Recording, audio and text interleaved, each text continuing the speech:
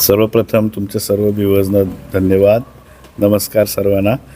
तुम्ही खूप चांगलं काम करतात सगळे आणि खूप जास्त समाजात एक जागृती करण्याचं काम चौथा स्तंभ ज्याला पत्रकारिता म्हणतो, जसं लिखाण होतं पूर्वी, आता तसं डिजिटल मीडियासह झालेलं आहे.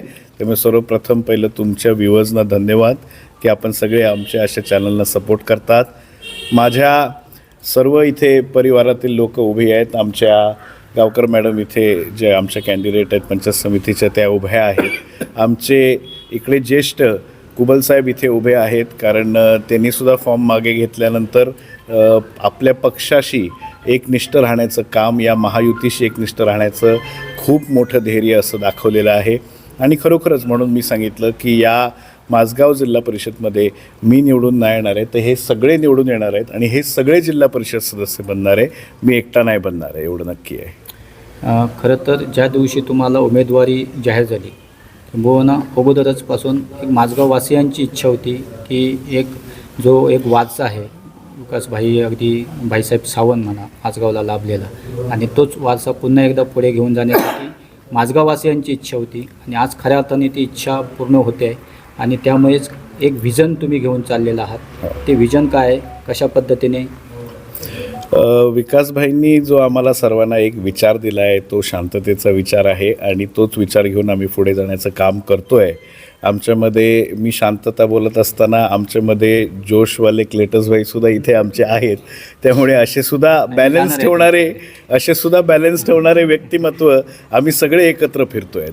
म्हणजे राजू कुबल साहेबांची शांतता आणि क्लेटसची आमची ताकद, आक्रमकता, असा बॅलन्स घेऊन आम्ही सगळे पुढे जाणार आहोत. आणि या सर्वांचंच ही जिल्हा परिषद आहे, ही बाकी एका माणसाची कोणाची नाही, ही एका पक्षाची नाही, तर ही शिवसेना भाजप या महायुतीची असणार. आणि याच धर्मानी, याच एक श्वास, हा ध्यास बांधून आम्ही सगळे पुढे जायचं काम करणार, एवढं नक्की. खरं तर राजकारण आणि तरुण हे कुठेतरी थोडंसं विभक्त होताना दिसतं आहे. मात्र एक तरुण चेहरा पुन्हा एकदा राजकारणात आलेला आहे, सक्रिय झालेला आहे आणि फार मोठ्या अपेक्षा ह्या इथल्या लोकांच्या तुमच्याकडून आहेत. त्यामुळे माझगाव जसं भाईसाहेब सावंतांमुळे अगदी देशाच्या कानाकोपऱ्यात गेलेलं, नकाशावर गेलेलं, तसं आज पुन्हा एकदा ती एक संधी आलेली आहे. त्यामुळे एक माझगाव मॉडेल म्हणून तुम्ही कशा पद्धतीने याकडे पाहता? आमच्या या 6ही गावांमध्ये, या जिल्हा परिषदमध्ये एक चांगलं मिक्सचर आहे. सरपंच, उपसरपंच जर तुम्ही पाहिलात किंवा आमचे हे सगळे नेते मंडळी पाहिलात, तर एक बॅलन्स आहे. इथे अशोक दळवी साहेब आहेत, इथे रेश्माताई आहेत जे आम्हाला लीड करत आहेत. आमचे ओटवण्याचे जे आमचे सरपंच आहेत ते अतिशय मला वाटतं 90 वर्षाच्या आसपास आहेत, 85 वर्षाच्या आसपास आहेत. अशी एक ज्येष्ठांची फळी आमच्या पाठीशी आहे. तेच करत असताना या गावात आमची बहीण कुबल मॅडम इथे सरपंच आहेत आणि त्या स्वतः युवा आहेत, 40च्या आतल्या आहेत. तसाच गुणाजी तिथे सरपंच आहे, व्यत्येत, जो 40च्या आतला आहे. त्याच्यानंतर रिची हा आमच्या माझगावचा सरपंच आहे, जो 40च्या आतला आहे. त्यामुळे एक असं बॅलन्स, युवाईचं आणि ज्येष्ठांचं बॅलन्स घेऊन चालायचं काम हा माझगाव मतदारसंघ करतो आहे. आणि मी पहिल्या दिवशी जसं सांगितलं, जसं गुणाजींनी फॉर्म मागे घेतला, जसं राजूबाईंनी फॉर्म मागे घेतला, हे त्यांची इच्छाशक्ती जिल्हा परिषदची होती असं म्हणण्यापेक्षा त्यांच्या पाठीशी जो आशीर्वाद होता जनतेचा, तो आशीर्वाद घेऊन आज ते माझ्या पाठीशी उभे राहत आहेत. त्यामुळे मी परत एकदा तुमच्या कॅमेऱ्यावर सांगतो की ही जिल्हा परिषद फक्त माझी नव्हे, तर इकडे असलेल्या राजूभाईंची आहे, इकडे असलेल्या आमच्या क्लेटसची आहे, इथे असणाऱ्या आमच्या प्रशांतजींची आहे, इथे असणाऱ्या आमच्या बाळूभाईंची आहे, राजनभाईंची आहे. या राजनभाई कुठे आहेत? इथे असणाऱ्या या प्रत्येकाची आहेत.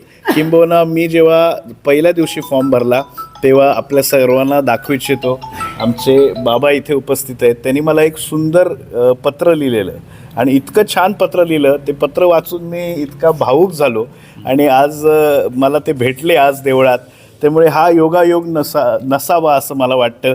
हा आशीर्वाद आहे आणि हा आशीर्वाद कमवणं हेच या सर्व माझ्या भावंडांच्या एकीने आम्हाला प्राप्त होणार आहे, एवढं नक्की. एक शेवटचा प्रश्न. खरं तर माझगाव जिल्हा परिषद मतदारसंघ हा शहराला लागून असणारा मतदारसंघ आहे. त्यामुळे निश्चितच शहर आणि ग्रामीण भाग अशा पद्धतीचं हे एक समीकरण आहे आणि त्यामुळे इथले प्रश्न शहराशी प्रश्नाशी कुठेतरी निगडीत आहे. त्यामुळे जेव्हा या मतदारसंघामध्ये तुम्ही फिरत असताना जे काही प्रश्न तुम्हाला जाणवत आहेत, याकडे एक आज मतदारांच्या समोर तुम्ही जात असताना काय जी ह्या प्रश्नांबाबत तुमच्याबद्दल तुमच्या मनात काय भावना आहे आणि कशा पद्धतीने तुम्ही पुढे घेऊन जाणार आहे? बघा, इतिहास लिहिलेला आहे ऑलरेडी आणि इतिहासात हे लिहिलेलं आहे की चराठा गाव ह्याचं वैभव खूप मोठं आहे.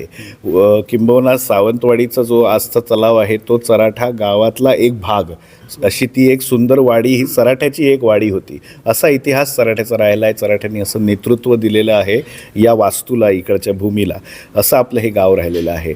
माझ्या सोनुर्ली गावला आज दक्षिण कोकणचं पंढरपूर म्हटलं जातं. तिकडे येणारे आज जे भाविक आहेत आपले, तिकडे येणारे जे लोक आहेत त्यांना पार्किंगची व्यवस्था आज तिकडची ग्रामपंचायत करते. सन्मान्य हिरपसाहेब असतील, सन्मान्य आमचे उपसरपंच भरत गावकर साहेब असतील सोनुर्लीतले, त्यांच्या माध्यमातून आज ओटवण्याला आणि सरमळ्याला आपला नॅशनल हायवे जातो आहे. त्यामुळे ओटवणा आणि सरमळा, जसं माझगावला आज एक नवीन ओपनिंग मिळालं जे बॉम्बे गोवा हायवेमुळे, आज बांद्यातनं इन्सुलीतनं येण्यापेक्षा माझगावमधनं आलं तर छोटासा घाट आहे. त्यामुळे माझगाव हे सावंतवाडीचं एंट्री पॉईंट झालं.